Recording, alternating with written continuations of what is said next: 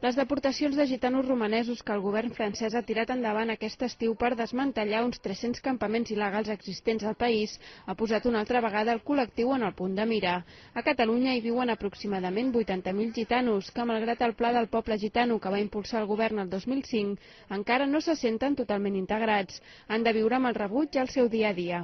Cuando va a alquilar una vivienda o va a acceder a un puesto de trabajo, ve el rechazo por el hecho de ser gitano, eso le hace tanto daño que es como cuando se vuelve en su caparazón y para convencer de nuevo a estos jóvenes, cuidado, que nos está costando bastante. Santos presideix la Federació d'Associacions Gitanes i destaca que cada vegada són més els que treballen amb els gitanos i no per als gitanos, i que de fet aquest és el problema que detecta a les polítiques d'integració. Nos sentimos como niños que todavía no hemos crecido.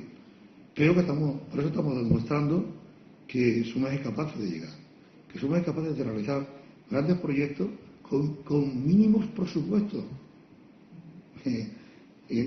Ahí está, con mínimos presupuestos somos incapaces de llegar y hacer cosas. Malgrat les millores que han pogut viure els darrers anys, als gitanos catalans els queden molts reptes per afrontar, com per exemple l'alfabetització i la lluita contra l'absentisme escolar i potenciar l'associacionisme femení perquè les dones guanyin pes entre el col·lectiu.